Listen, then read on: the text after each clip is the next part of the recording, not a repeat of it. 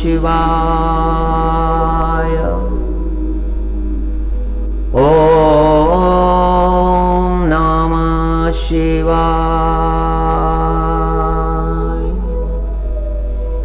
ॐ नमः शिवाय।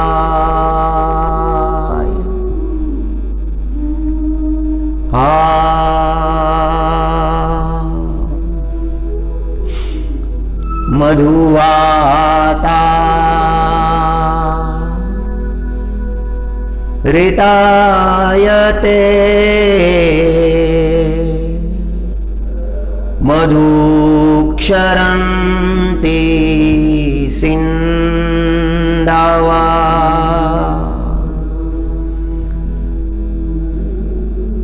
माध्वीर्न सन्तोषधी मधुनक्ता मुतोषसी।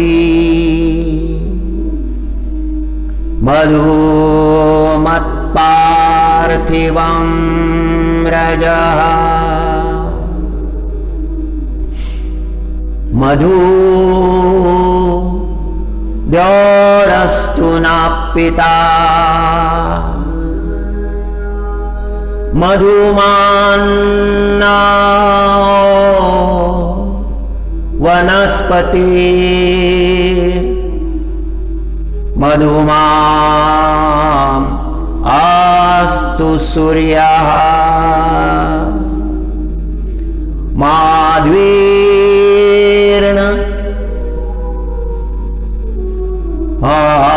गावो भवन्तु न। माध्वीर्न गावो भवन्तु न। ॐ शान्ति शान्ति।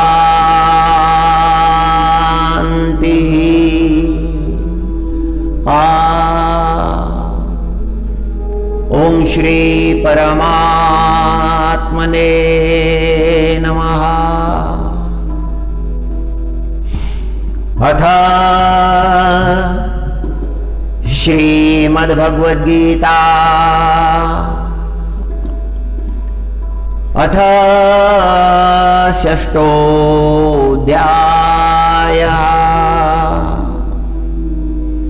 श्री भगवानुवाच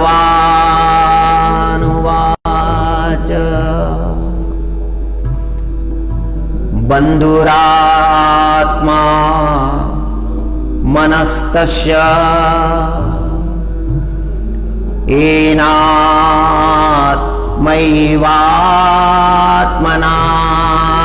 जितः।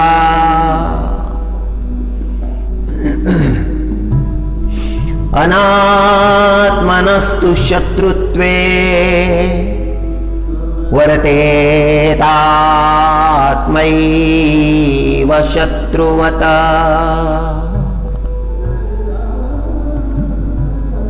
जितात्मनः प्रशान्तस्य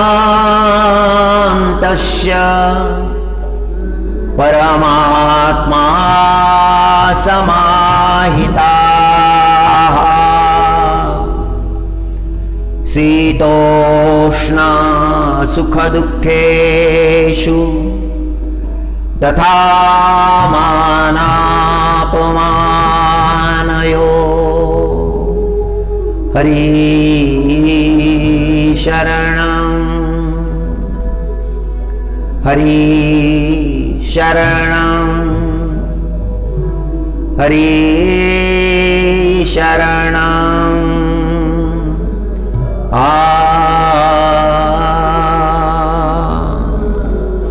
भगवान श्री कृष्ण परमात्मा अर्जुन जी महाराज को उपदेश करते हैं।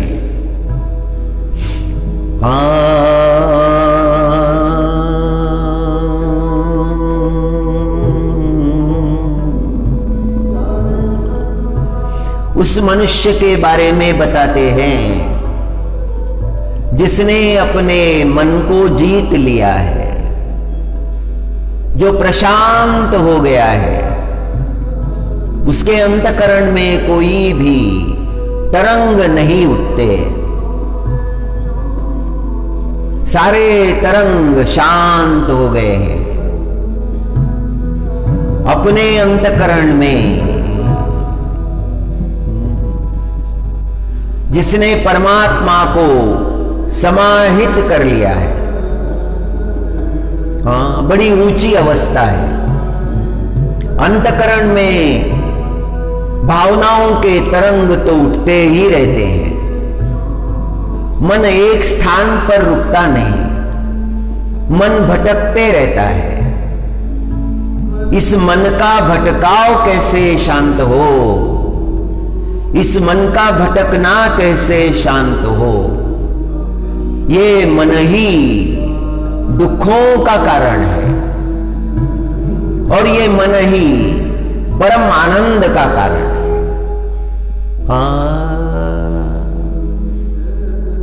जितात्मना प्रशान्तस्य परमात्मा समाहिताः। सुख हो या दुख हो, शीत हो या उष्ण हो, हर अवस्था में जो शांत रहता है, शीत और उष्ण दोनों अवस्था में जो उद्विग्न नहीं होता, जिसके अंतकरण में मान अपमान ये भाव नहीं उभरते, उसका सम्मान हो तो वो बहुत आनंदित, बहुत प्रफुल्लित नहीं होता, और यदि उसका अपमान हो तो वो दुखी भी नहीं होता। ये बड़ी ऊंची अवस्था है। योगियों को यह अवस्था प्राप्त होती है, बड़ी दुर्लभ अवस्था है। हाँ, जितात्मना प्रशान्तस्य परमात्मा समाहिताः। शीतोष्ण सुख दुःखेषु तथा मानापमानयोः। ये अवस्था उस भक्त को प्राप्त होती है जिसकी साधना पूर्ण है। ये पूर्ण साधना का फल है।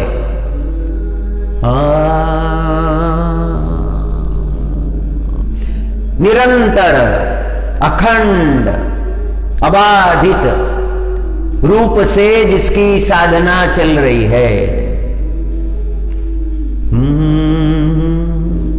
अपने आप को साधने में लगा हुआ है, जिसका मन जगत में भटक जाता है, उसके अंतकरण में बिखराव पैदा हो जाता है।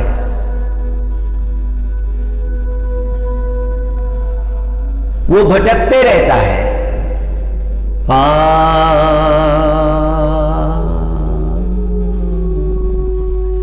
कहीं भी उसे शांति नहीं मिलती।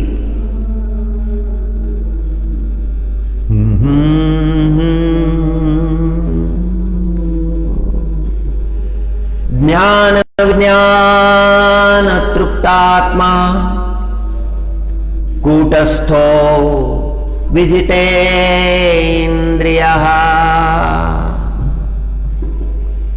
युक्त इत्युच्यते योगी समलोष्टाश्म कांचनः।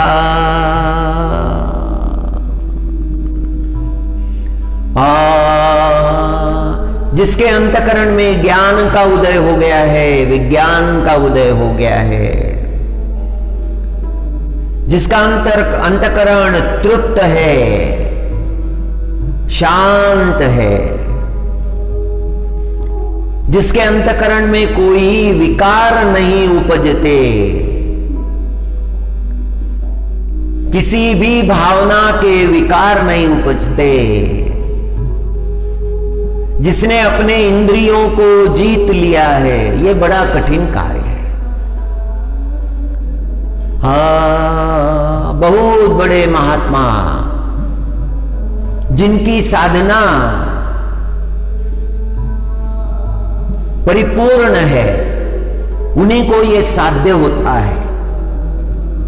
वही विजितेंद्रिय है, जिन्होंने इंद्रियों को जीत लिया है। हाँ, जिसके सामने स्वर्ण यदि रख दिया जाए और पत्थर यदि रख दिया जाए, तो वो स्वर्ण और वो पत्थर उसके लिए समान है। स्वर्ण के लिए उसके अंतःकरण में किसी प्रकार का लोभ जागृत नहीं होता, जिसने अपने सारे विकारों को अंतःकरण से हटा दिया है।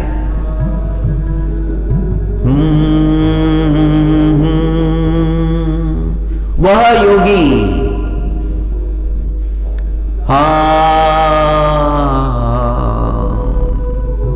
परम युक्त है, जिसने परमात्मा को प्राप्त कर लिया है।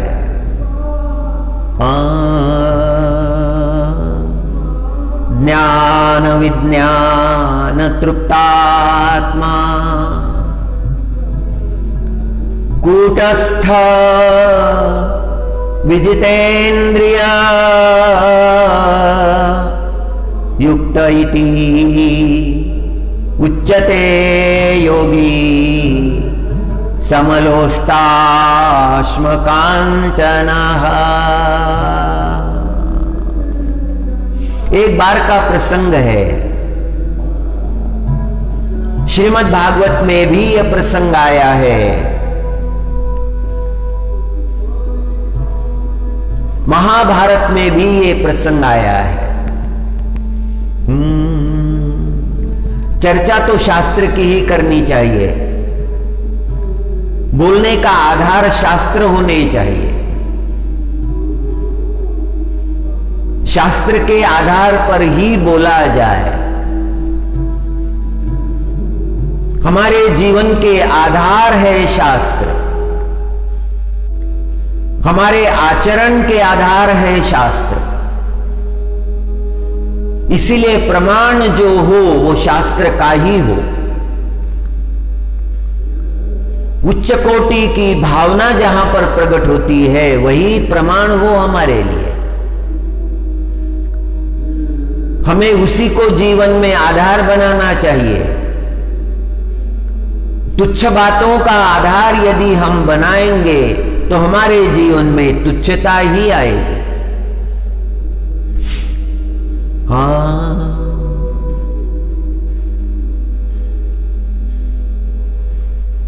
हमें उन्हीं प्रमाणों का विचार करना चाहिए जो हमारे बुद्धि को जागृत करें,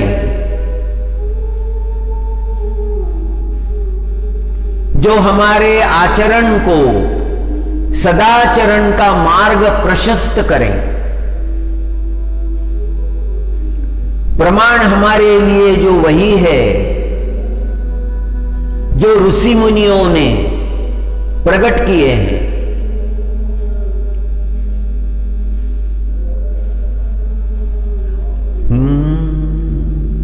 शाश्वत का ही आधार लेना चाहिए, अविनाशी का ही आधार लेना चाहिए। सनातन धर्म के ऋषियों ने, मनीषियों ने, विचारकों ने, ग्रंथकारों ने, शास्त्रकारों ने तपस्या करके जिन सिद्धांतों का प्रतिपादन किया है उसी का हमें जीवन में विचार करना चाहिए। हमारे लिए सभी आचार्यों के विचार प्रमाण है।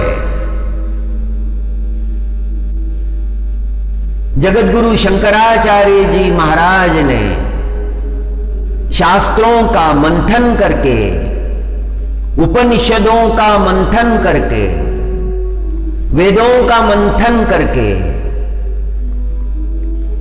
काल के अनुसार मनुष्य को शास्त्रीय मार्गदर्शन किया है। उनके ग्रंथों को समझने के लिए शास्त्रों का अध्ययन जरूरी है।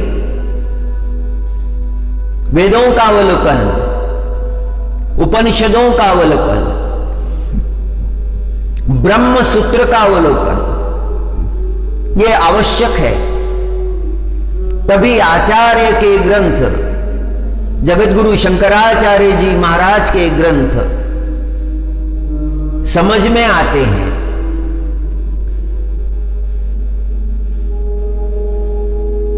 पाठ करता यदि साधक है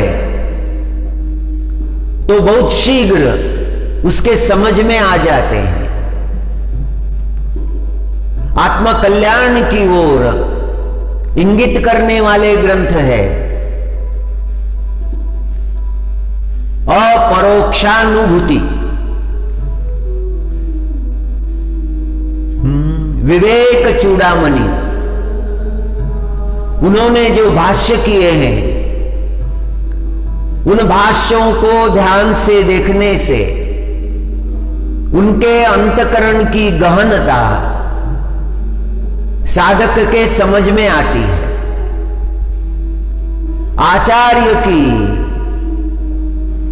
जो बैठक है वो बड़ी ऊंची है।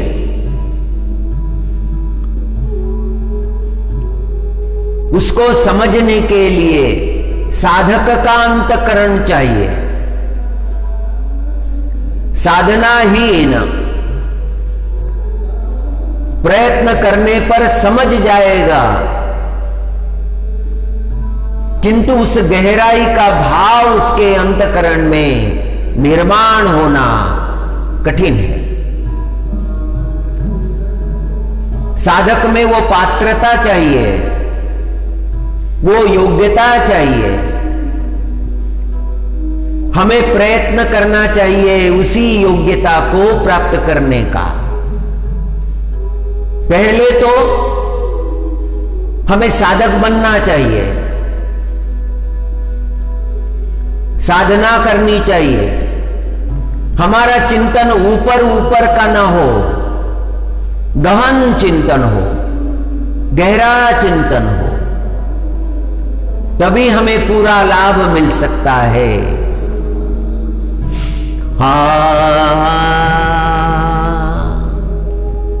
ज्ञान विज्ञान तृप्तात्मा कूटस्थ विजितेन्द्रियः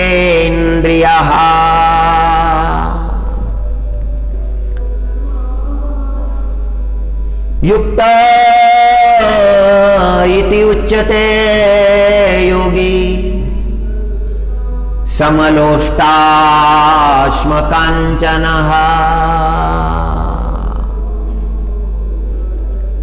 ये ऊंची अवस्था तब प्राप्त होती है, ये साधना का फल है।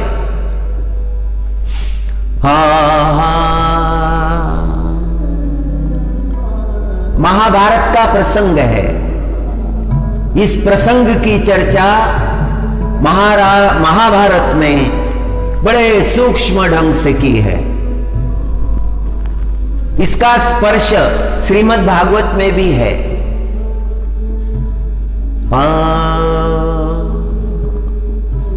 धृतराष्ट्र, राजा धृतराष्ट्र और उनके मंत्री श्री विदुर जी महाराज का संवाद है। और उस संवाद में बड़ी अद्भुत चर्चा आई है। मध्यरात्रि का समय है। राजा धृतराष्ट्र शयन के लिए गए हैं अपने कक्ष में। उनका चित्त बड़ा उद्वेलित है, अशांत है।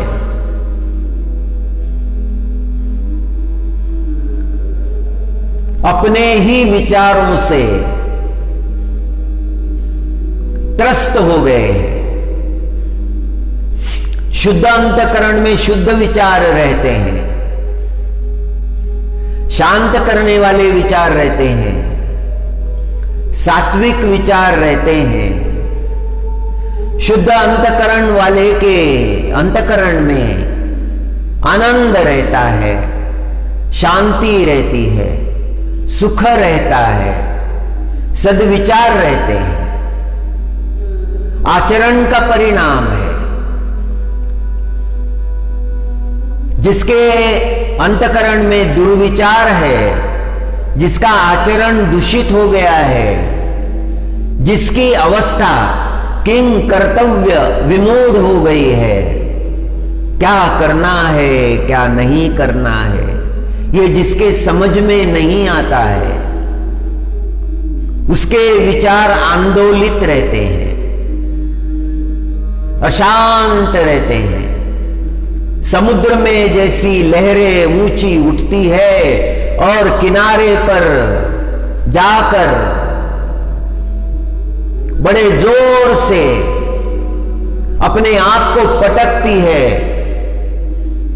और बिखर जाती है। जो अवस्था उस लहर की होती है, वही अवस्था अशांत व्यक्ति के अंतकरण में उठने वाले विचारों की होती है। शयन के लिए गए हैं धृतराष्ट्र, निद्रा करना चाहते हैं, अशांत है। अशांत चित्त को निद्रा नहीं आती।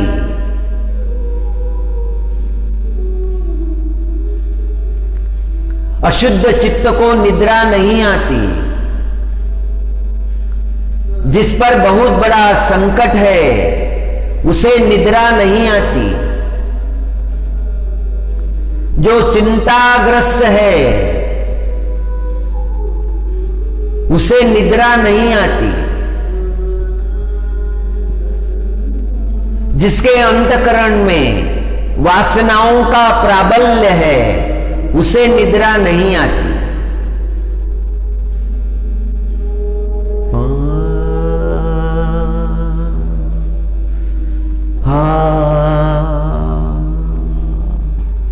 जिसके अंतकरण में दुर्भाव है,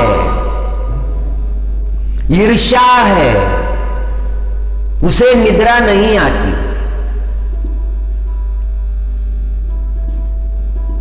जिसके अंतकरण में बहुत दोष है, उन्हें निद्रा नहीं आती। इसका तो चिंतन हमने कर लिया है।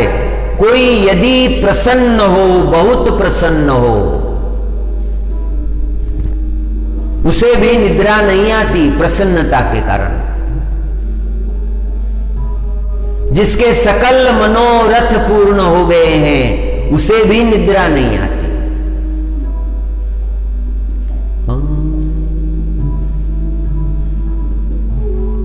अपने प्रिय व्यक्ति का बिछड़ने का दुख जिसे प्राप्त हुआ है, उसे भी निद्रा नहीं आती। तृषाक्रांत को निद्रा नहीं आती, जिसे बहुत प्यास लगी हुई है। जो क्षुधाग्रस्त है, उसे भी निद्रा नहीं आती। बहुत भूख लगी है, कई दिनों का भूखा है।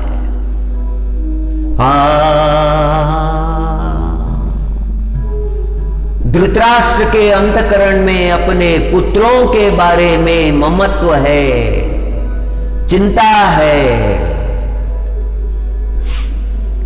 धृतराष्ट्र, राजा धृतराष्ट्र के बंधु पांडु महाराज तो संसार में नहीं है। पांडु महाराज के केवल 5 ही पुत्र हैं।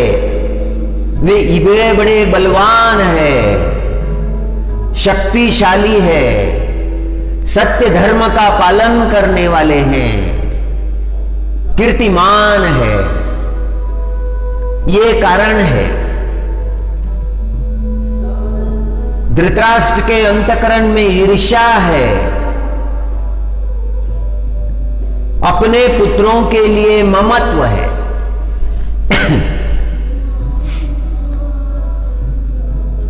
निद्रा नहीं आ रही है। धृतराष्ट्र ने पुकारा, कोई है? और 2 सेवक भीतर आए और उन्होंने झुककर राजा को प्रणाम किया और पूछने लगे, आज्ञा? और धृतराष्ट्र ने कहा, शीघ्र जाओ, महामती विदुर को हमसे मिलने के लिए तुरंत ले आओ। और सेवक तुरंत चले गए। महामती विदुर अपनी रात्रि की साधना पूरी करने के बाद निद्रा को चले गए थे। सेवकों ने पुकारा, माता सुमना जी देखने के लिए आई। धृतराष्ट्र राजा के अंतर्गृह में जो संरक्षक थे, उन रक्षकों को देखा और उनसे पूछा, कोई खबर? और उन्होंने कहा, हां, महाराजा धृतराष्ट्र से श्री विदुर जी महाराज को बुलावा आया है, तुरंत चलना है। सुमना जी भीतर गई, शांत सो रहे थे महामती विदुर। सुमना जी ने धीरे से आवाज लगाई, स्वामी। स्वामी शब्द सुनते ही विदुर जी महाराज उठकर बैठ गए और उन्होंने देखा सामने सुमना जी खड़ी है, हाथ जोड़कर खड़ी है। विदुर जी महाराज देखते रहे। सुमना जी ने निवेदन किया, महाराज की ओर से सेवक आए हैं, आपको तुरंत याद किया है। कोई बात पूछे बगैर विदुर जी महाराज जाने के लिए तैयार हुए। उन्होंने सेवकों को देखा और सेवकों के साथ उन्होंने प्रस्थान किया।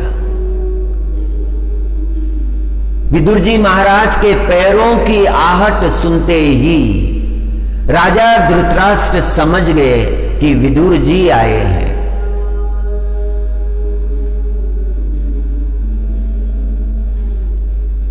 अंधे व्यक्तियों का श्रवणीय ज्ञान अधिक होता है,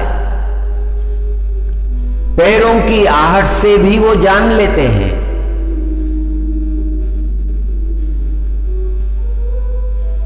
धृतराष्ट्र ने विदुर जी से कहा कि हे महामती विदुर, मैं तुमसे कुछ चर्चा करना चाहता हूं। अपने मन की बात मैं किसी को बता नहीं सकता।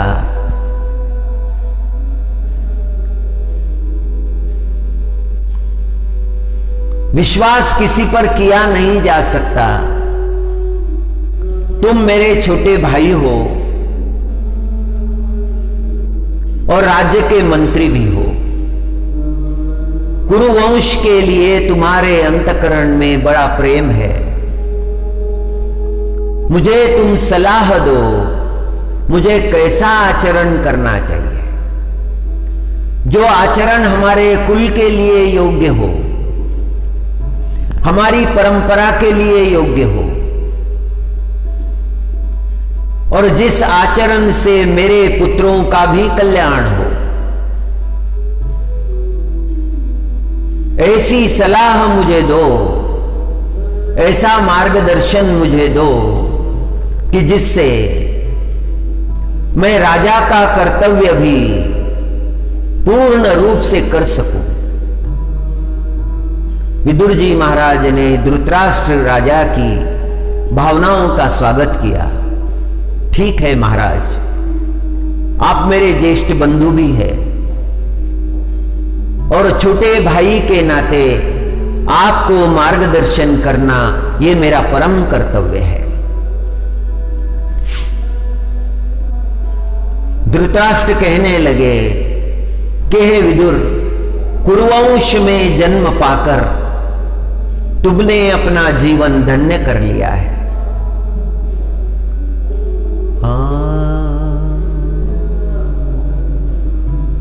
हे विदुर, मेरे अंतकरण में विचार आते रहते हैं, मैं क्या करूं?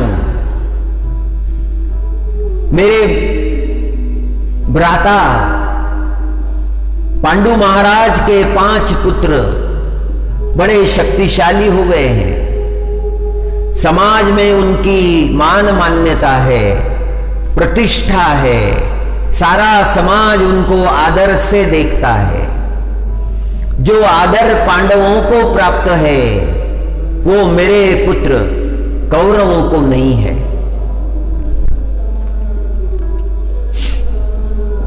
मेरे मन में बहुत विचार आते हैं कि आगे चलकर कौरव पांडवों में किसी प्रकार का वितुष्ट ना आ जाए, ये कुल के लिए अच्छा नहीं होगा और इससे अपकीर्ति होगी। जगत के लोग कहेंगे कि राजा धृतराष्ट्र का झुकाव अपने पुत्रों की ओर है और अपने ही भाई के पुत्र पांडव, इनसे राजा भेद करता है। मैं क्या करूं? समस्या बहुत बड़ी है। महामती विदुर, तुम सब जानते हो, अब मुझे आचरण का उपदेश करो। और विदुर जी महाराज ने कहा कि हे राजन, आपके अंतकरण में जो भाव उभर रहे हैं वो सत्य है। आपके आचरण का परिणाम अभी सभी पर पड़ेगा। आपके आचरण में कहीं ममत्व नहीं होना चाहिए। कौरवों के लिए ममत्व ये बड़े विनाश का कारण होगा। धर्म के अनुसार आपको कैसा आचरण करना चाहिए ये मैं आपको बताता हूं। परिवार के लिए एक व्यक्ति यदि नाश का कारण होता है तो परिवार को उस व्यक्ति का त्याग करना चाहिए।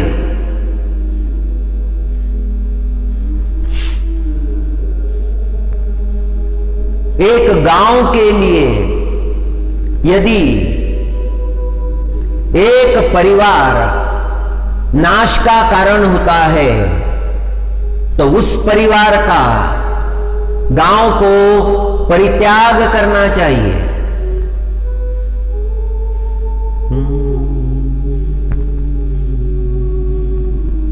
और राज्य के लिए यदि एक गांव नाश का कारण होता है तो देश को उस गांव का परित्याग करना चाहिए। और यदि आत्मकल्याण के मार्ग में पृथ्वी का कोई अवरोध होता है तो आत्मकल्याण के लिए पृथ्वी का भी त्याग करना चाहिए।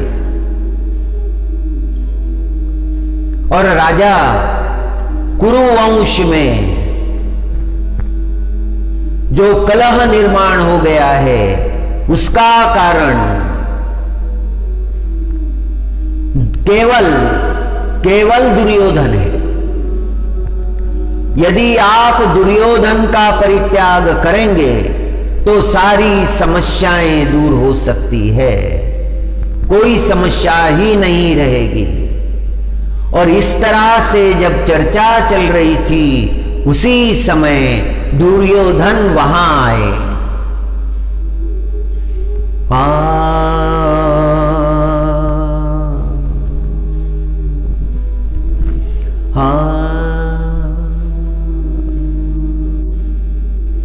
दुर्योधन ने सारी बातें सुन ली। उसका चेहरा क्रोध से तमतमा रहा है, क्रोध से उसकी आंखें लाल हो रही है, उसका अंग थरथराने लगा है। क्रोध में दुर्योधन ने शब्द उच्चारण किया, रे दासी पुत्र। अपने ही काकाश्री को दुर्योधन दासी पुत्र के संबोधन से संबोधित कर रहा है। रे दासी पुत्र, राजभवन में रहकर मेरे ही टुकड़े खाता है, मेरे टुकड़ों पर पल रहा है और मेरे ही विरुद्ध मंत्रणा, राजा के साथ मध्यरात्रि में मेरे विरुद्ध मंत्रणा कर रहा है। क्रोध से दुर्योधन चिल्ला रहा है। कौरव भी वहां आ गए हैं।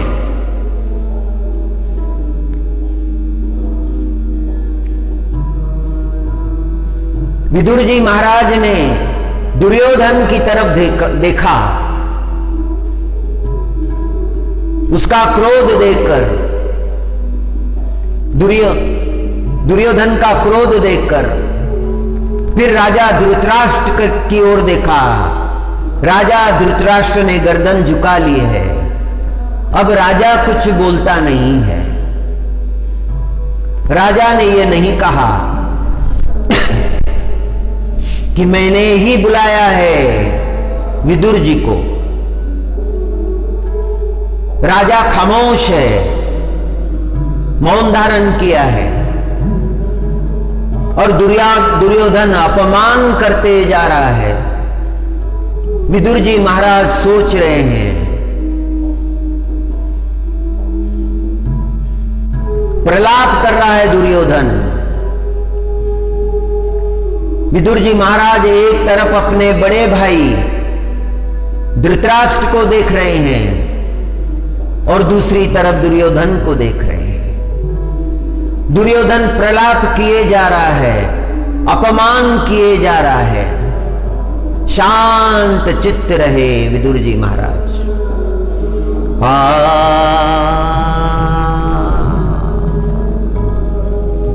संत है, साधक है। सारे इंद्रियों को जिन्होंने जीत लिया है,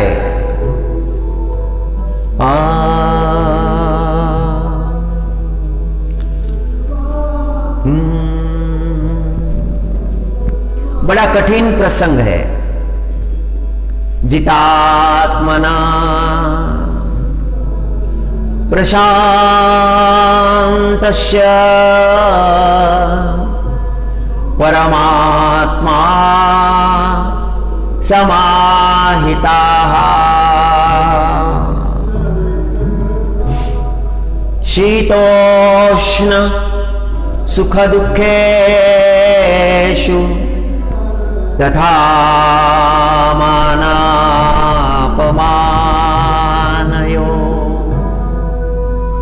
इतना अपमान हो रहा है, शांत चित्त से सुन रहे हैं। ये बड़ी ऊंची अवस्था है। इस प्रसंग में विदुर महाराज की जो साधना है वो प्रकट हो गई है। वही सुन सकते हैं। भक्त की अवस्था का वर्णन जो परमात्मा ने किया है वह विदुर जी महाराज के लिए परिपूर्ण चरितार्थ होता है। विदुर जी महाराज का मान सम्मान सारे जगत में है। सारे जगत में उन्हें बहुत ज्ञानी माना जाता है। श्री कृष्ण परमात्मा के अंतःकरण में भी विदुर जी महाराज के लिए वह आदर है, वह प्रेम है। बुरे लोगों में अच्छे व्यक्ति को रहना बड़ा मुश्किल होता है।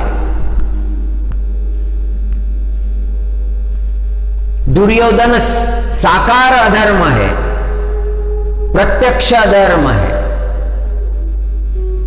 एक बार भगवान वेद व्यास ने माता गांधारी से कहा था कि हे माता गांधारी, तुम तपस्विनी हो, शिव भगवान की तुम पर कृपा है, तुम सती हो, अतिशय कठिन सतीत्व का व्रत तुमने धारण किया है जो किसी भी स्त्री के लिए संभव नहीं।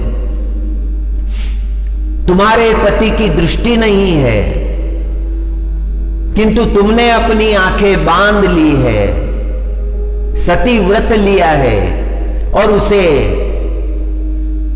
पूर्णता से तुम निभा रही हो। तुम्हारे जीवन का एक भाग तो धर्मपरायण है, किंतु दूसरा भाग जो है, जो कर्तव्य परायण होना चाहिए, वो नहीं है।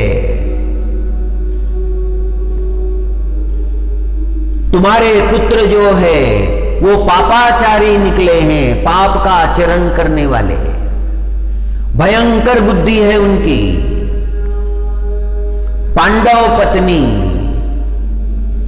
द्रौपदी के लिए उनके अंतकरण में दुर्भाव है, वो दुर्भाव से जल रहे हैं। तुमने उन्हें संस्कार नहीं दिए। यदि तुम उन्हें अच्छे संस्कार देती तो आज तुम्हारे जीवन का दूसरा अंग भी धर्मनिष्ठ होता।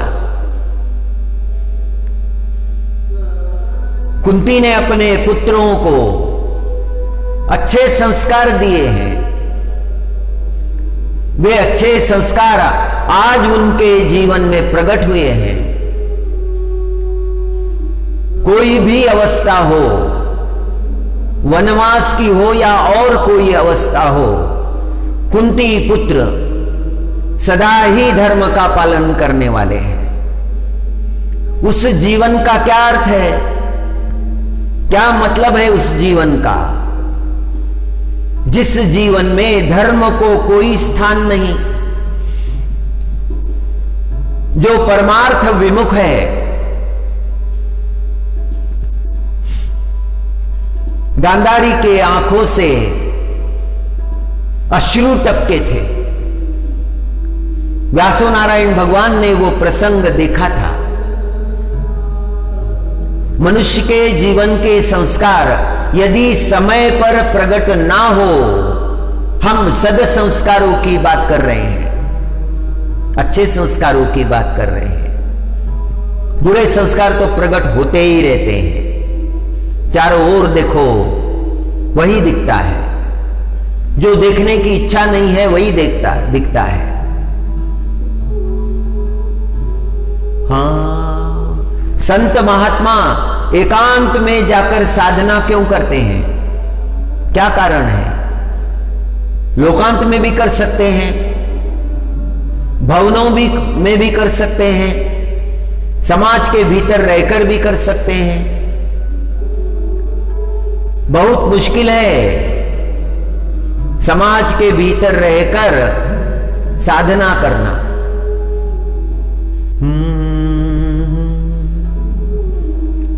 एकांत में साधना शीघ्र सफल हो जाती है, क्योंकि कोई बाहरी विक्षेप नहीं होता। हरि हरि हरि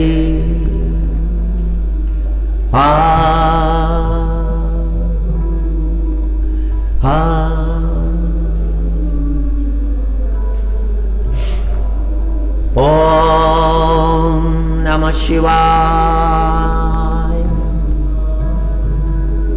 शांताय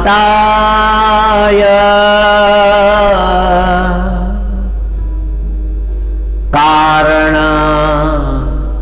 त्रय हेतवे नमः शिवाय। शांताय कारण त्रय हेतवे निवेदयामि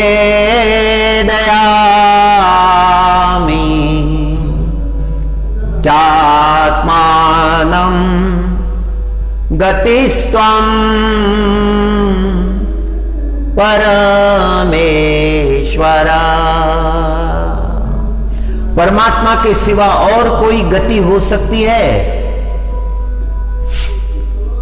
संसार में जिन गतियों को अज्ञानी मनुष्य प्राप्त करना चाहता है, वास्तव में वो गतियां ही नहीं है,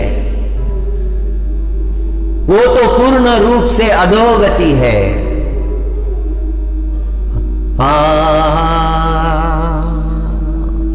गति देने वाले तो परमात्मा ही है। विपरीत परिस्थिति में ही धर्म का परीक्षण हो सकता है।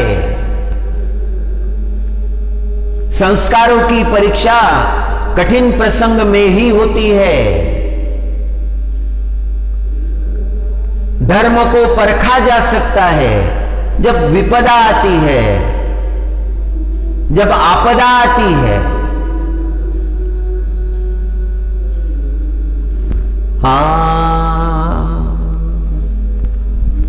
नमः शिवाय। शांताय कारण त्रय हेतवे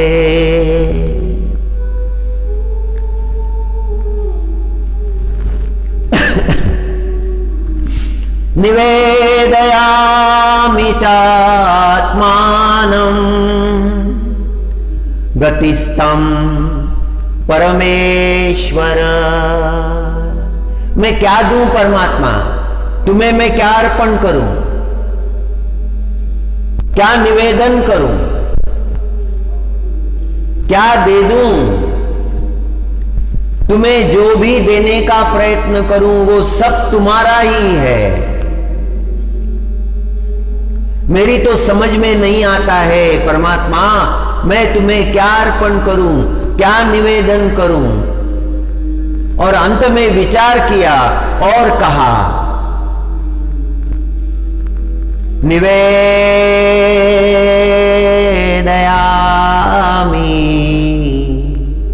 चात्मानं। मैं अपनी आत्मा को ही तुम्हें निवेदन कर देता हूं। बड़ा ऊंचा भाव है, बड़ा श्रेष्ठ भाव है। राजभवन में रहते थे विदुर जी महाराज।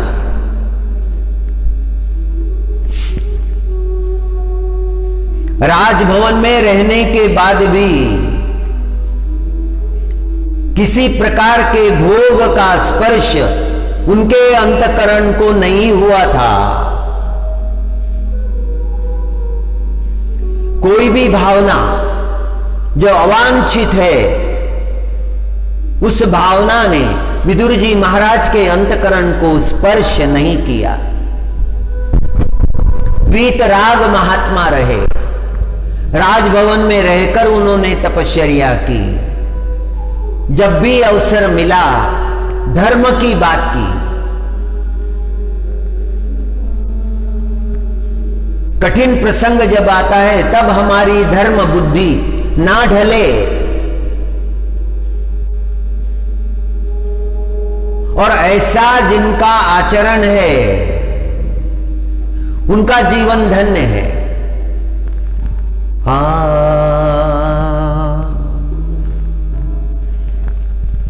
दुर्योधन का प्रलाप सुनते रहे। राजा धृतराष्ट्र ने एक शब्द भी नहीं कहा। इतना भयंकर आचरण वो दुर्योधन कर रहा है और राजा एक शब्द से भी उसे नहीं रोकता है कि हे दुर्योधन, ये मेरा कनिष्ठ भ्राता है, इसका अपमान मत करो, मैंने ही बुलाया है।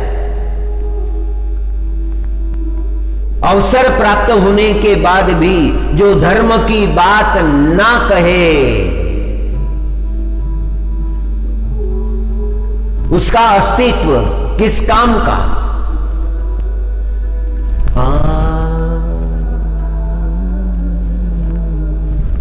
जितात्मना प्रशान्तस्य परमात्मा समाहिता शीतोष्ण सुख दुखेषु तथा मानापमानयोः। समत्व है विदुर जी महाराज के अंतकरण में, इसीलिए इतना सब सह सकते हैं। न मान का विचार किया, न अपमान का विचार किया, फिर भी रुका नहीं दुर्योधन। उसने आज्ञा दी अपने भाइयों को, इस दासी पुत्र को उठाओ और हस्तिनापुर के बाहर फेंक दो। ये वचन सुनने के बाद विदुर जी महाराज ने हाथ जोड़े दुर्योधन को और कहा, मुझे फेंकने की आवश्यकता नहीं है, मैं स्वयं चले जाऊंगा और फिर कभी इस राजभवन में नहीं आऊंगा। और रही टुकड़े खाने की बात, मैंने तुम्हारे राजभवन से अन्न ग्रहण किया है और सुन लो, आगे मैं अन्न ही नहीं ग्रहण करूंगा। अन्न का त्याग कर दिया विदुर जी महाराज ने। अपने मस्तक पर जो मुकुट था उसे उतारा, राजा धृतराष्ट्र के चरणों में रख दिया। राजा से एक शब्द भी नहीं बोले, भवन में आए, सुमना जी को सारा वृत्तांत सुना दिया और विदुर जी महाराज पूरे परिवार के साथ राजभवन से निकल पड़े। परिवार की व्यवस्था कर दी और विदुर जी महाराज तीर्थ भ्रमण के लिए चले गए। उनका अंतकरण शुद्ध था, किसी क्रोध से नहीं गए थे, किसी मलाल से नहीं गए थे। मन में ये भावना थी कि चलो अच्छा ही हुआ, अब तीर्थ भ्रमण कर सकते हैं, तीर्थों का दर्शन कर सकते हैं, पद यात्रा कर रहे हैं। हरिक्षेत्र गए, कुरुक्षेत्र गए, प्रयाग गए, वाराणसी गए।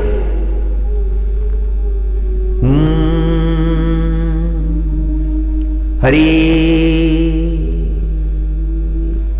वेंकटाचल गए, वेंकटेश्वर भगवान।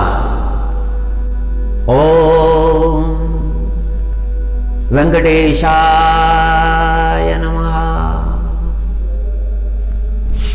ओम वेंकटेशाय नमः। ओम वेंकटेशाय नमः। श्रीमन नारायण भगवान का दर्शन करके दक्षिण गए, सेतु बंद गए। श्री राम, जहां श्री राम प्रभु ने दिव्य चरित्र किया था वहां गए।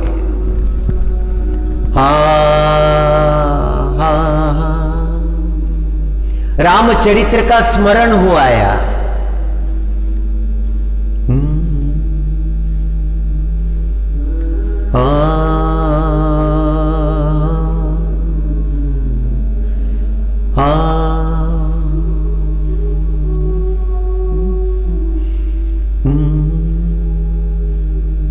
मन कामना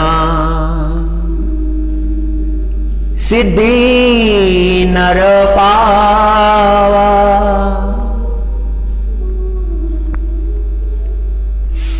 मन कामना सिद्धि नर पावा।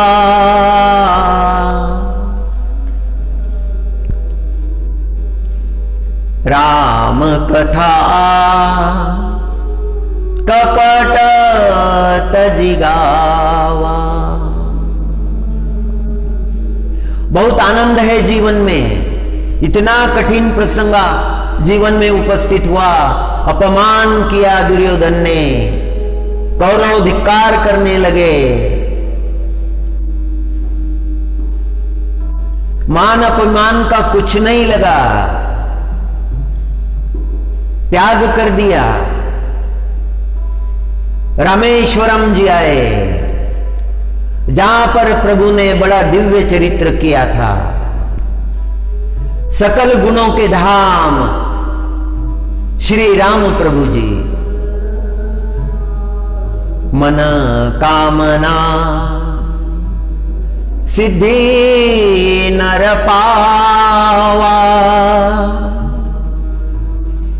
जे राम कथा कपट तजिगावा। जो लोग अपने अंतकरण को शुद्धांतकरण से राम प्रभु के चरित्र का गायन करते हैं, उन्हें परम आनंद की प्राप्ति होती है।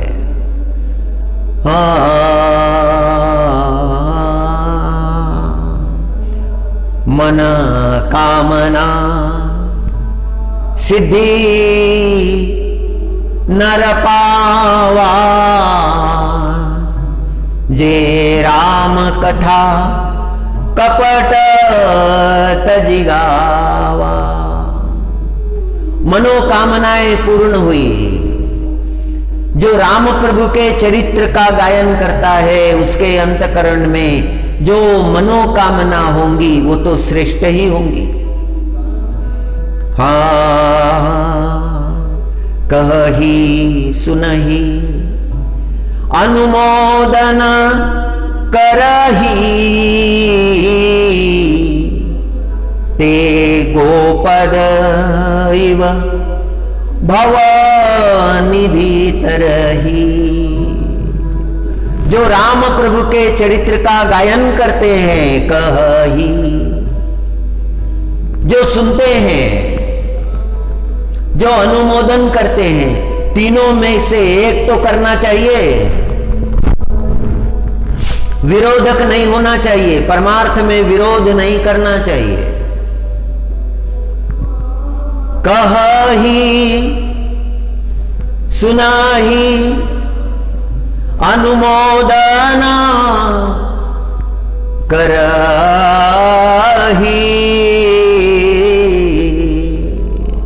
जो कहते हैं, जिनको कहने में आनंद आता है, जिनको सुनने में आनंद आता है, जिनके पास कहने के लिए समय नहीं और जिनके पास सुनने के लिए भी समय नहीं, वो अनुमोदन करते हैं। बहुत अच्छा है, करते रहो। हमारी कोई सहायता चाहिए तो बोलो, हम सहायक होंगे। परमार्थ में ये तीन बातें अवश्य ध्यान में रखनी चाहिए। कही सुनाही अनुमोदन करही।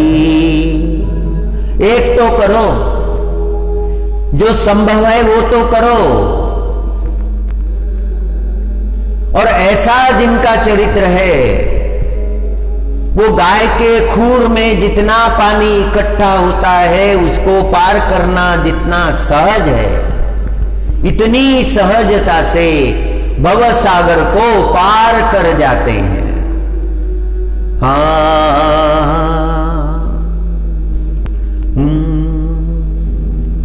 हरि।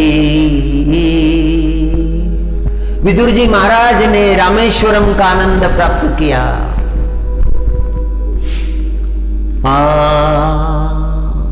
गोकर्णादि तीर्थ क्षेत्र करके पंढरपुर आए, श्री विठलनाथ भगवान का दर्शन किया।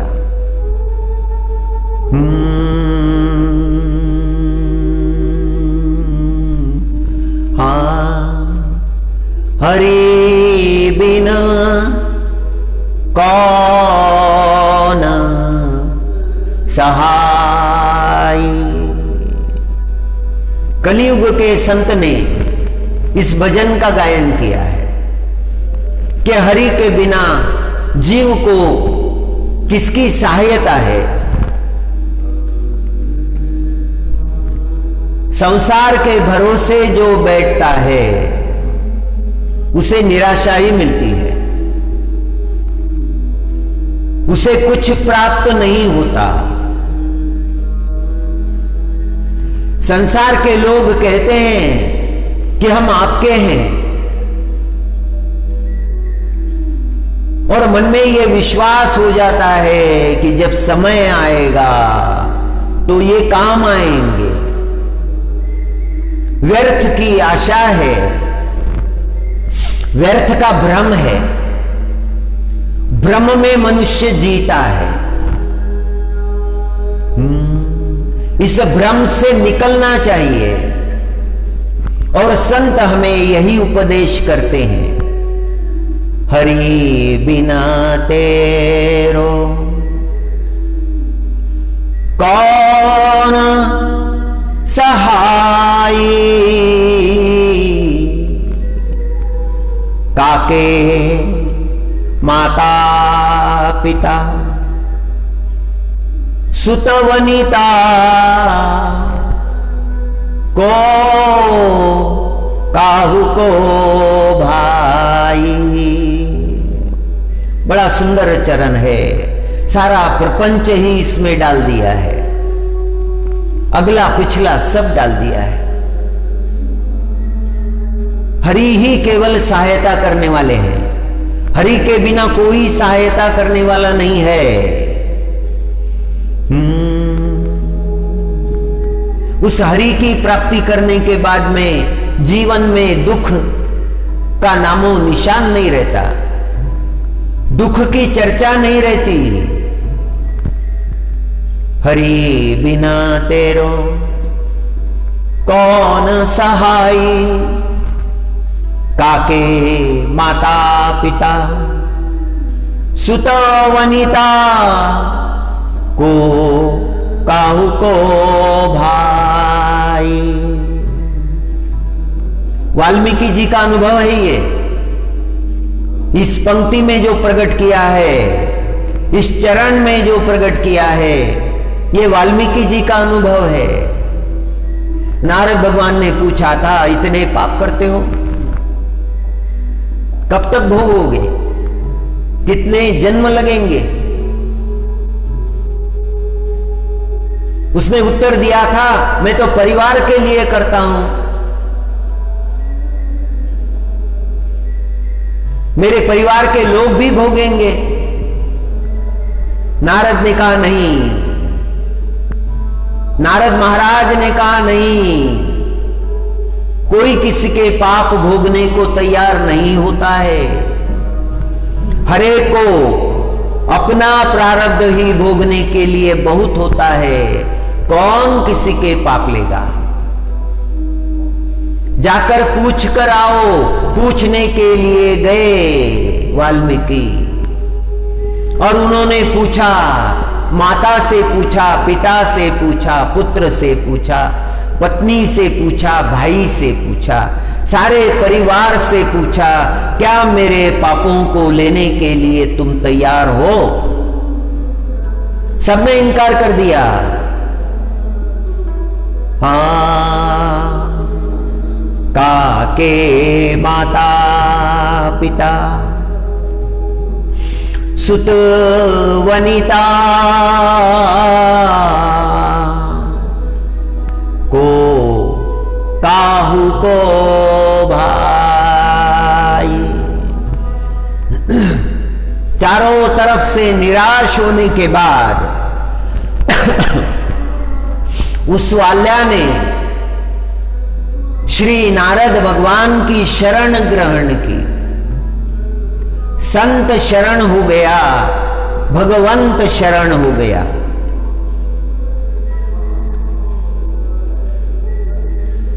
परिवार पर जो विश्वास था वो विश्वास खंडित हो गया।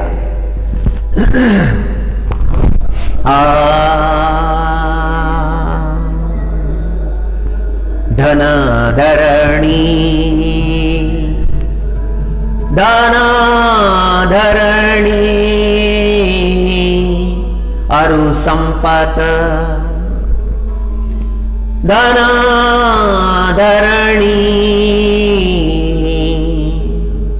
अरु संपत सगरी जो मान्यो अपनाई। मेरे पास धन है, लोग दौड़कर आएंगे, मेरी सेवा करेंगे, धन के लोभ से करेंगे, कोई कमी नहीं है धन की। धना धरणी, बहुत भूमि है।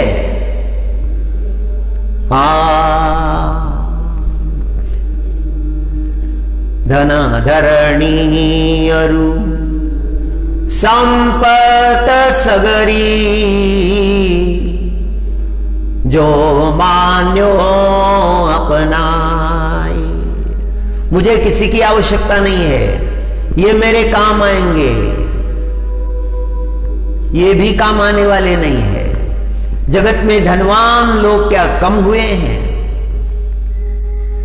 और जब मरने का समय आया तो उन्हें उन्हीं के लोगों ने ले जाकर खंडहर में रख दिया है। सामने पानी रखा हुआ है, शरीर में सामर्थ्य नहीं, उस जल भरे मटके तक पहुंचने का सामर्थ्य नहीं, आसपास में कोई भी नहीं है। बूढ़ा खंडहर में पड़ा हुआ है, पानी पानी मांग रहा है।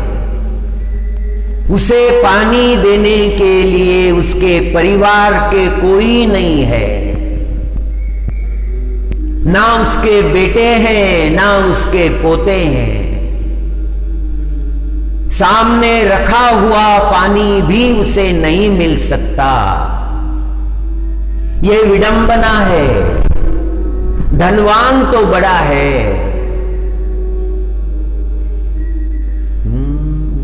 बहुत धरणी है, बहुत जमीन है, जमींदार है। आज क्या अवस्था हो गई है? सामने रखा हुआ पानी लाकर देने वाला भी नहीं है। ऐसे ऐसे लोग दुनिया में हुए कि वो जब आते थे तो सारा नगर सज जाता था। लोग रास्ते में हाथ जोड़कर खड़े होते थे, पुष्पों की वृष्टि करते थे।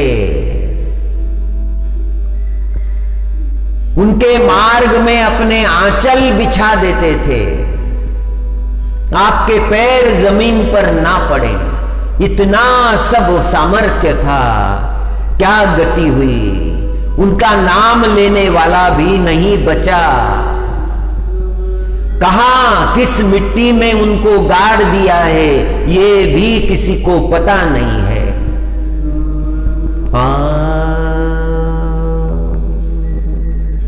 हरे तन छूटे संग कछु न चाले। तन छूटे, ये शरीर छूट जाता है, साथ में कुछ नहीं चलता। मरे हुए शरीर के अलंकार भी लोग निकाल लेते हैं। संग छूटे, हाँ तना छूटे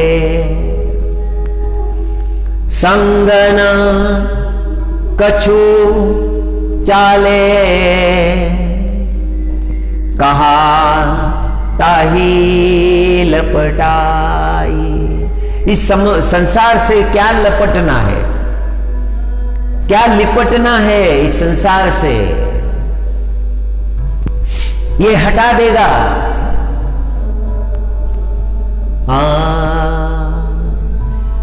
जो जो इस संसार में आया है और इस माया में पड़ा है, इस भ्रम में पड़ा है, अंत में उसे दुख ही दुख प्राप्त हुए हैं।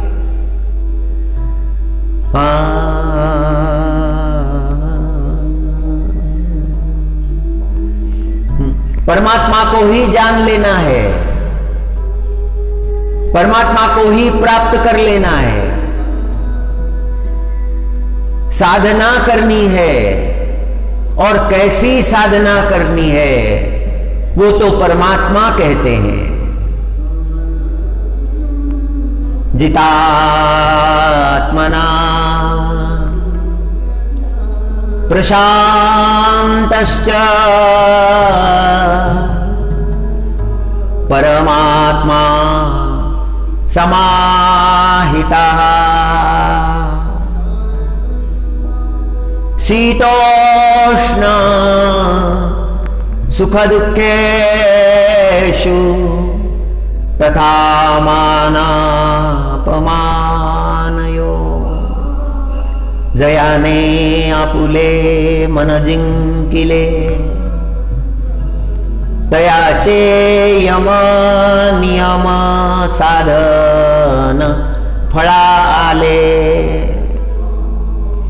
जयाने आपुले मन जिंकिले तयाचे यम नियम साधन फळाले। तयाने सच्चिदानंद शिखर प्राप्त केले आत्मज्ञानाचे।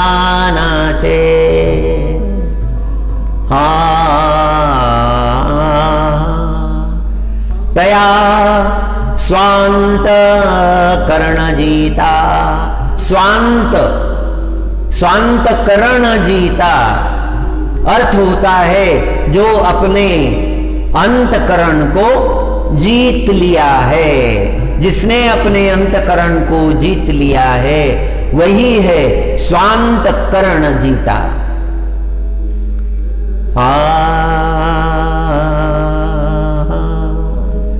तया स्वांत करण जीता सकल कामोपशांता।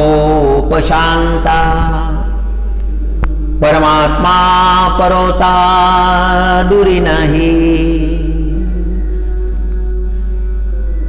कैवल्य साम्राज्य के चक्रवर्ती श्री मौली ज्ञानेश्वर महाराज का ये वचन है। तया स्वांत करण जीता सकल कामोपशांता। परमात्मा परोता दूरी नहीं। उसके लिए परमात्मा दूर नहीं है, परमात्मा निकट है। तैसा देहाकारू नाथिला हा समूळ जयाचा नाशिला। तोची परमात्मा संचला आदीची आहे। वही परमात्मा है अंतकरण में। सारे दोष विसर्जित होने के बाद, हाँ, स्वांतकरण जीत लिया है, सारे दोषों को दूर कर दिया है, अंतकरण निर्मल हो गया है। परमात्मा चिंतन की साधना अखंड चल रही है और उस परमात्मा का प्रतिबिंब अंतकरण में पड़ने लगा है। एक शिष्य ने गुरु से पूछा, गुरु महाराज, मैं परमात्मा को प्राप्त करना चाहता हूं। गुरु महाराज ने कहा, विचार अच्छा है, मैं क्या करूं? गुरु महाराज ने कहा, साधना करो। हाँ, कुछ दिन साधना की, वो लौट के आया और वो कहने लगा कि विचारों का द्वंद्व इतना बढ़ गया है, साधना करना मुश्किल है। गुरु ने कहा, अपने आप को जीतना पड़ता है, इंद्रियों को जीतना पड़ता है। इंद्रिय बड़े बलवान होते हैं, तपश्चर्या को नष्ट कर देते हैं, साधना को नष्ट कर देते हैं, चित्त की एकाग्रता को खंडित कर देते हैं। पहले उन्हें जीतना पड़ता है, उन्हें जान लेना पड़ता है। सारा समय इंद्रियों को जीतने में ही लग जाता है। मन की वृत्तियों से स्वतंत्रता प्राप्त करनी होती है। उन वृत्तियों ने बांध कर रखा है। एक विकार की हजारों वृत्तियां हैं। काम विकार यदि ले लें तो उसकी हजारों वृत्तियां हैं। क्रोध विकार यदि ले लें तो उसकी भी हजारों वृत्तियां हैं। काम से क्रोध निकलता है, क्रोध से माया मोह मद मत्सर निकलते हैं। सब एक दूसरे से जुड़े हुए हैं। इन्हें जीतना बड़ा मुश्किल होता है। निष्ठावान साधक विजय प्राप्त कर लेता है, इन्हें जीत लेता है।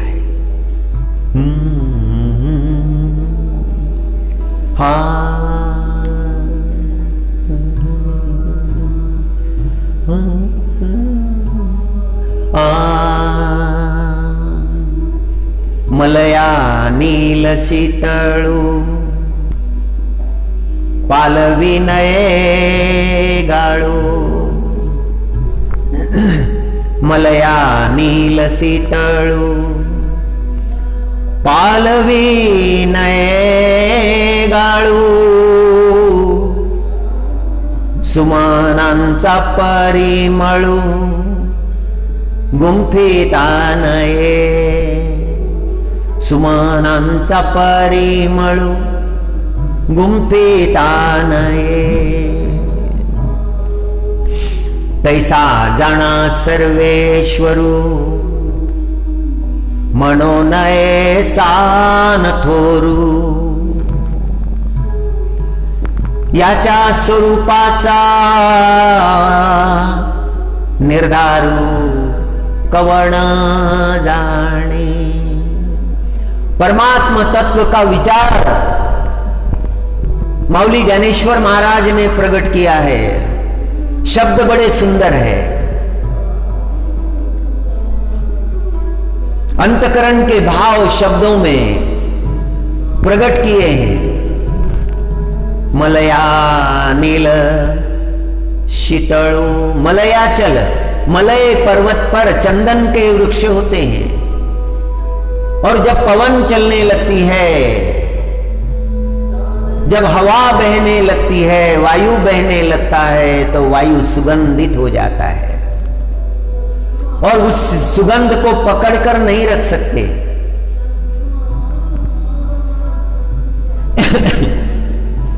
फूलों का अर्क निकाला जाता है, उससे इत्र बनाया जाता है, लेकिन ये सुगंध जो हवा में घुल गया है, पवन में घुल गया है, इसे कैसे पकड़ कर रखे? सुमनांचा परिमळू, सुमनांचा परिमळू गुंफितानये मलया नील शीतळू हा पालविनये गाळू सुमनांचा परिमळू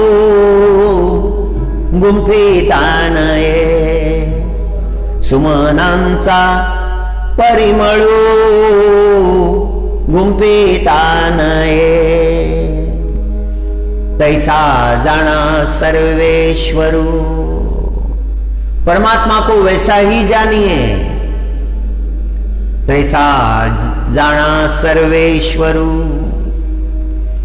मनोनये सान थोरू। यांच्या स्वरूपाचा निर्धारू कवण जाणे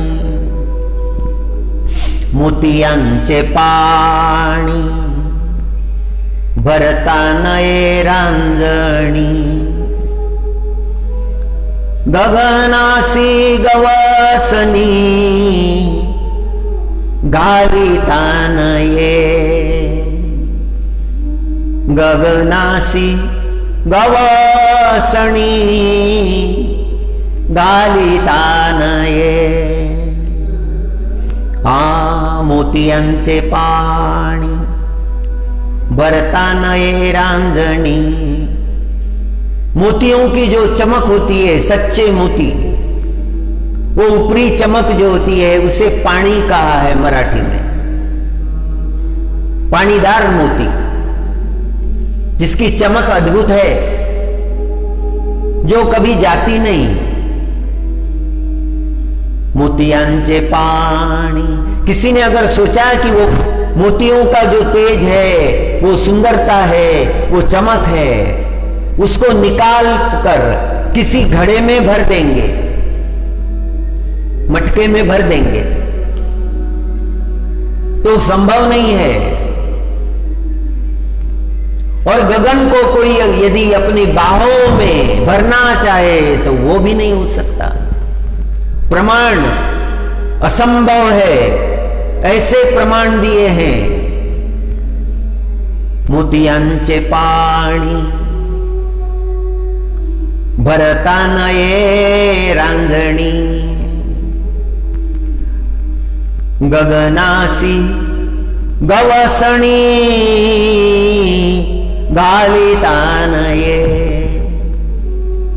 गगनासी गवसणी घालितानये गगनासी गवसणी घालितानये कापुराचे कांडण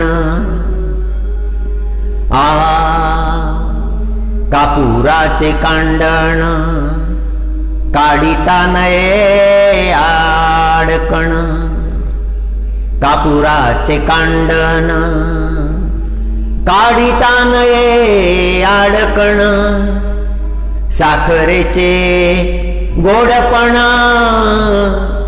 पाखडतानये साखरेचे गोडपण पाखडतानये। परमात्मा प्राप्त करना बड़ा कठिन है, दुर्लभ है। तैसा जाना सर्वेश्वरू मनोनये सान थोरू। वैसा है परमात्मा, उसे छोटा बड़ा नहीं कह सकते, उसका अनुभव लेना बड़ा कठिन है।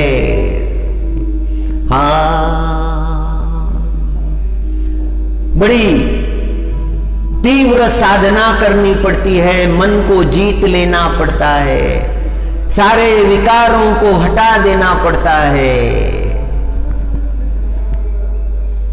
बुद्धि में समत्व प्राप्त करना पड़ता है।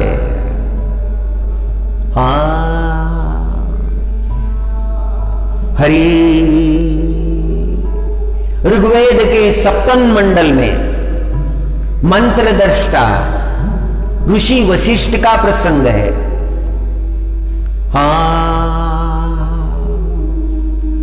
देव स्तुति आई है, कल्याणकारी प्रार्थना ऋग्वेद में मिलती है। वहां पर एक सुंदर वचन आया है, विलंबम नाचरेद धर्मम चलचित्तम विनश्यति। धर्म कार्य यदि करना है तो तुरंत कर ले, क्योंकि चित्त चंचल है, बाद में विचार बदल जाएगा, बाद में भावना नहीं रहेगी, धर्म कार्य करने की भावना नहीं रहेगी। आज चित्त में जो है वो कल नहीं था और आने वाले कल वो नहीं रहेगा।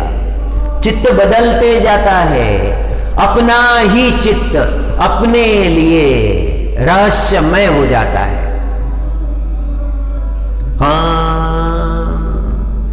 विलंबम नाचरेद, विलंब होने ना दो।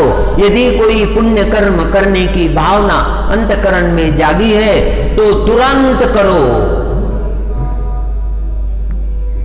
जो कल करना है वो आज ही कर लो, आरंभ करो। पुण्य पथ पर स्वयं को प्रशस्त करो। विलंबम नाचरेत धर्माचलम चित्त विनश्यति।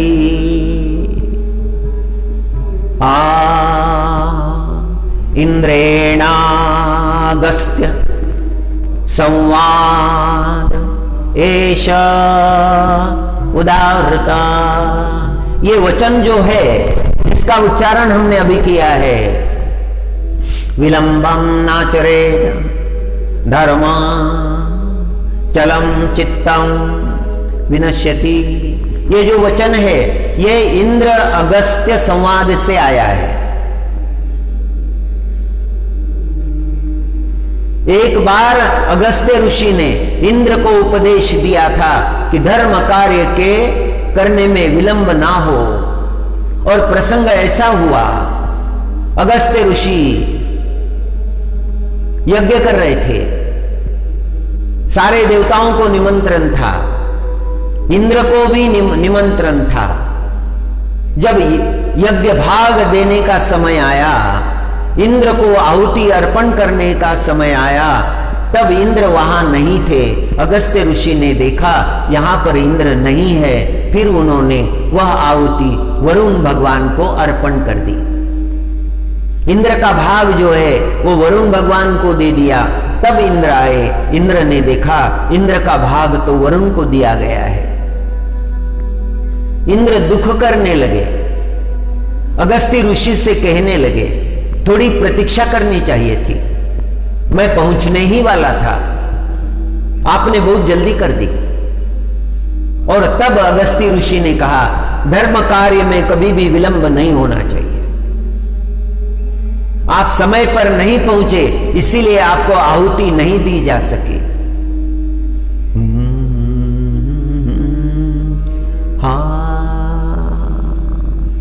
पुण्य चलकर आया था जीवन में, ग्रहण करने के लिए उपस्थित ही नहीं थे।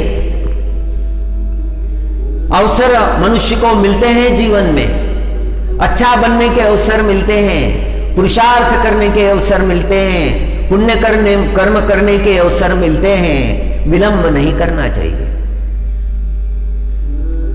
अवसर का लाभ उठा लेना चाहिए। जो मिलने वाला था वो बहुत बड़ा था। इंद्र का अहंकार आ गया बीच में, मैं देवों का राजा, मैं कभी भी जा सकता हूं। अगस्त्य ऋषि ने समझाया ये बात नहीं है, देवों के राजा तुम हो, रहो, किंतु अभिमान तो छोड़ो, अहंकार तो छोड़ो, जब अभिमान छोड़ोगे तो वास्तविक रूप से तुम पात्र हो जाओगे। जिसके जीवन से अभिमान छूट जाता है वो वास्तविक रूप से पात्र हो जाता है।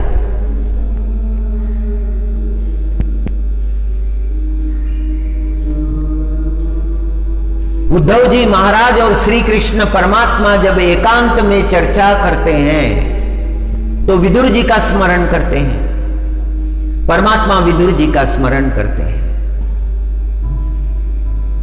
कितनी तितिक्षा है विदुर महाराज ने। अधर्मियों के साथ रहे, पापियों के साथ रहे,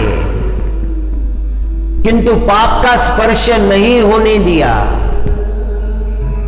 भयंकर अपमान किया है कौरवों ने, उस अपमान को सहन कर लिया, अपने आप को साध लिया है, बहुत त्यागी है।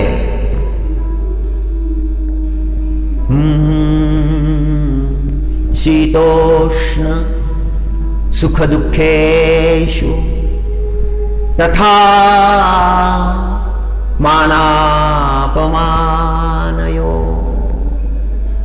सम्मान जब दिया गया तो उसके बारे में भी बहुत नहीं सोचा, और जब अपमान हुआ तो विचलित नहीं हुए। स्थिर भाव है, ये भक्त की अवस्था है। जिनकी साधनाएं पूर्ण हो गई उनकी अवस्था है। हरि गोविंद हरि गोविंद। हाँ, सांझ सवेरे, सांझ सवेरे,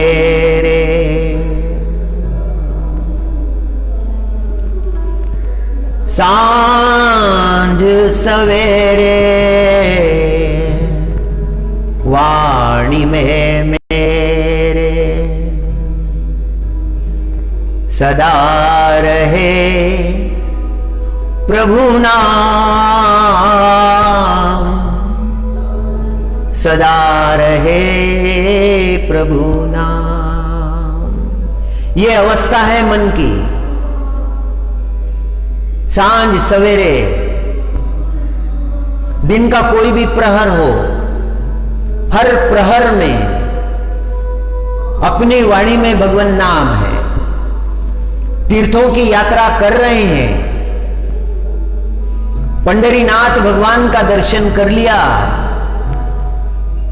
पंढरपुर में निवास किया, चंद्रभागा जी के तट पर ध्यान किया, वाणी में नाम है भगवान का। सांझ सवेरे वाणी में मेरे सदा रहे प्रभु नाम।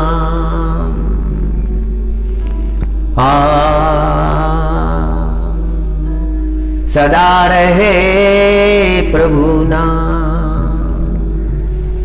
भाग बड़े है भाग बड़े और पुण्य जुड़े,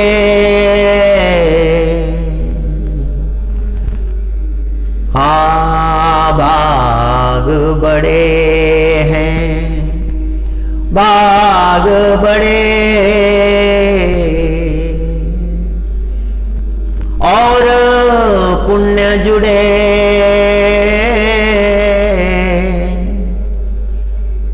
सन्मुख खड़े मेरे श्याम,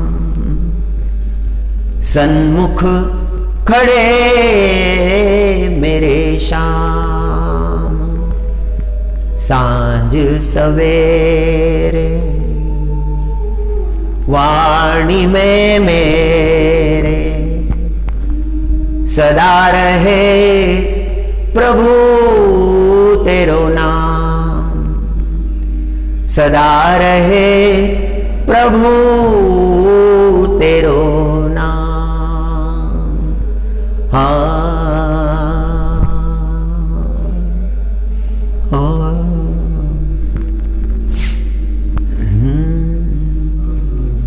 विदुर महाराज से संबंधित ही अगला प्रसंग है। विदुर जी महाराज ने निश्चय किया था कि अभी राजभवन नहीं लौटूंगा। धृतराष्ट्र पर प्रेम कम नहीं था, वो तो धर्म मार्ग का अनुसरण नहीं करता है, पाप भावनाओं में लिप्त है, दुराचरण को समर्थन करता है। और जब कुरुक्षेत्र का युद्ध हो गया, युधिष्ठिर महाराज हस्तिनापुर के राजा बने, द्वारका की घटना हो गई। उद्धव जी महाराज भागवत श्रवण करने के बाद में वृंदावन धाम आए, यमुना जी के किनारे ध्यानस्थ बैठे हुए हैं। वहां पर विदुर जी महाराज पंढरपुर की यात्रा पूरी करने के बाद पहुंचे। वहां पर उन्होंने देखा एक शिलाखंड पर एक योगी बैठे हुए हैं। विदुर जी महाराज वहां गए, उनके चरणों में वंदन किया। योगी ने आंखें खोली, विदुर जी महाराज ने पहचान लिया, ये उद्धव जी है। और उद्धव जी को देखकर ही पिछला स्मरण हो गया। उद्धव, क्या तुम हो? और उद्धव जी ने कहा, वंदन किया विदुर जी को, हां विदुर जी मैं ही हूं। यहां अकेले कैसे? कृष्ण परमात्मा कैसे हैं? रुक्मिणी जी कैसी है? वसुदेव जी कैसे हैं? देवकी जी कैसी है? कंस के पिता उग्रसेन जी महाराज कैसे हैं? कंस की माता पद्मावती कैसे हैं? अनेकों प्रश्न पूछ लिए। उद्धव जी महाराज शांत खड़े हैं, गर्दन झुका लिए है, आंखों से अश्रुधारा बह रही है। विदुर जी ने कहा, क्या मैंने गलत प्रश्न कर दिए? उद्धव जी ने कहा, नहीं, आपके प्रश्न गलत नहीं है, आपके प्रश्न योग्य है। आपको कुछ पता नहीं, कुरुक्षेत्र के युद्ध का पता नहीं आपको? क्या कौरवों के नाश का प्रसंग आपको मालूम नहीं? दुर्योधन अपने भाइयों के साथ नष्ट हो गया।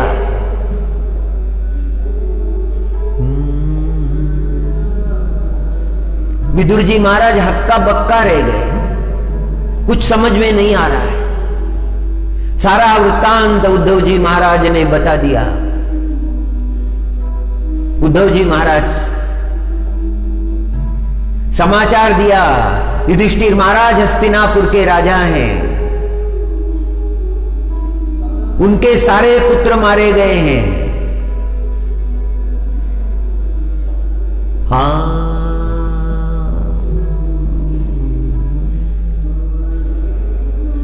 मैं बद्रीनाथ के मार्ग पर हूं,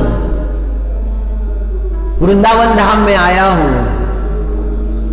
यह प्रभु की लीला भूमि है, इस लीला भूमि का दर्शन करने आया हूं। मेरे मन को कुछ शांति मिले। मेरे प्रभु परमधाम गमन कर चुके हैं, अपनी लीला पूर्ण कर ली है। सारे यादव परस्पर युद्ध करके नष्ट हो गए हैं। सारा वृत्तांत सुना दिया। विदुर जी महाराज सोचने लगे, इतनी घटनाएं हो गई है। फिर अंत में पूछा, धृतराष्ट्र? उद्धव जी महाराज ने कहा, हां वो है, उनकी पत्नी भी है, गांधारी भी है, राजभवन में ही रहते हैं। युधिष्ठिर उनकी बड़ी सेवा करते हैं। विदुर जी महाराज ने सोचा, धृतराष्ट्र को एक बार मिलना चाहिए, कैसा भी हो भाई है, बहुत अपमान किया है, अंतकरण बड़ा कठोर है, फिर भी भाई है, उससे मिलने जाना चाहिए, उसका उद्धार कौन करेगा। और विदुर जी महाराज चलकर हस्तिनापुर आए। महाद्वार पर जब खड़े हैं,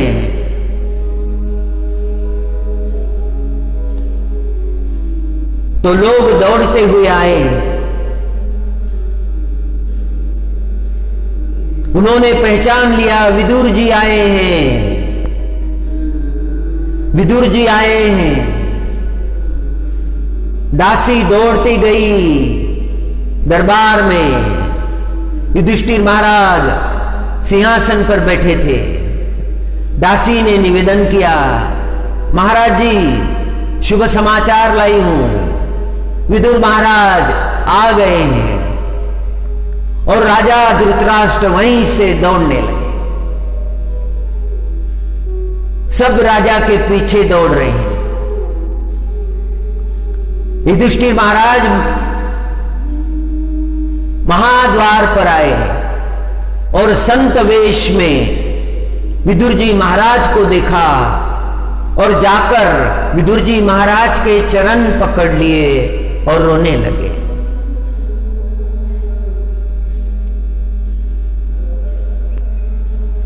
विदुर जी महाराज ने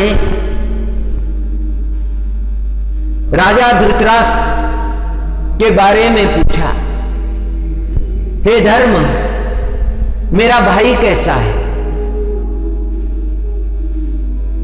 युधिष्ठिर महाराज रो रहे हैं।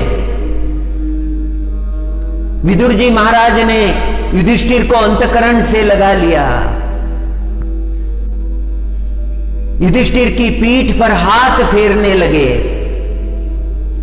पूछने लगे, मेरा भाई कैसा है?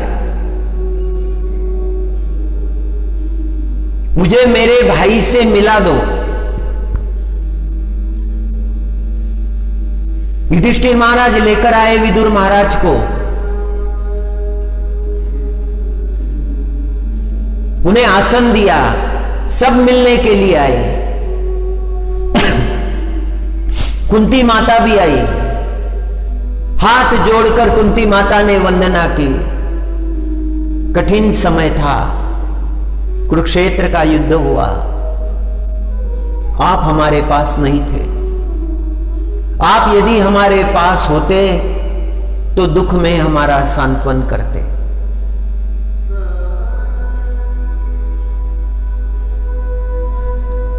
विदुर महाराज ने कहा कि परमात्मा के आशीर्वाद तुम्हारे साथ है, तुम्हारे साथ हमेशा रहेंगे। परमात्मा की कृपा तुम पर है, किसी अन्य के आशीर्वाद की तुम्हें आवश्यकता नहीं है। और युधिष्ठिर महाराज से कहने लगे, मुझे मेरे भाई के पास ले चलो। युधिष्ठिर महाराज विदुर महाराज को धृतराष्ट्र के कक्ष की तरफ ले जाने लगे। जब कक्ष निकट आ गया तो विदुर जी महाराज ने हाथ जोड़े और युधिष्ठिर से कहा, अब तुम यहीं रहो, अब मुझे भीतर अकेले जाने दो। विदुर जी महाराज भीतर जाने लगे। उनके पैरों की आहट धृतराष्ट्र ने सुनी, पहचान गए, विदुर आए हैं, विदुर आए हैं। दौड़ने लगे धृतराष्ट्र, दौड़ते दौड़ते ठोकर लगी, गिर गए, रोने लगे, जोर जोर से रोने लगे। विदुर जी महाराज दौड़ते गए और उठा लिया धृतराष्ट्र को। धृतराष्ट्र ने विदुर को पकड़ लिया, जोर जोर से रोने लगे। विदुर, तुम्हारे जाने के बाद में अनर्थ हो गया, मेरे सारे पुत्र मारे गए, मेरे सारे पुत्रों के पुत्र मारे गए, मेरे पौत्र भी मारे गए, मेरा वंश उजड़ गया।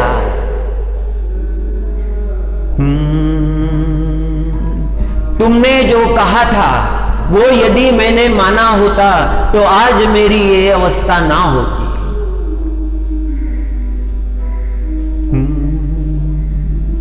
सत्य वचन तुमने कहा था, धर्म का मार्ग तुमने मुझे दिखाया था, मैंने तुम्हारे वचन नहीं सुने, मैंने धर्म का पालन नहीं किया, इसीलिए आज मेरे जीवन में ये इतना बड़ा पहाड़ जैसा दुख प्रकट हुआ है। विदुर जी महाराज ने धृतराष्ट्र को शांत किया।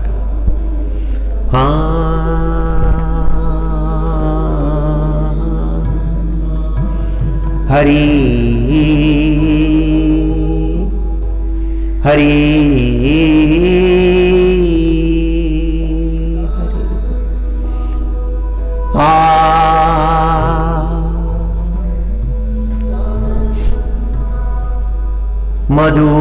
मधुवाता ऋतायते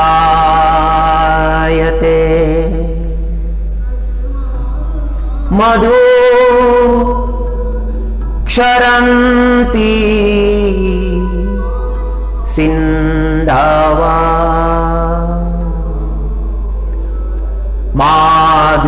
माध्वीर्नः संतोषधी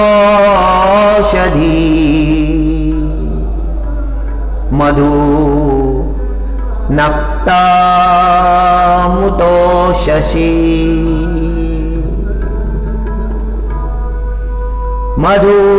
मधुमत् पार्थिवं रजः मधु दोरस्तु न पिता मधुमान्या वनस्पति मधुमा अस्तु सूर्यः माध्वी गाओ भवन्तु न माध्वीर गाओ भवन्तु न। ओम शांति शांति। ओम नमो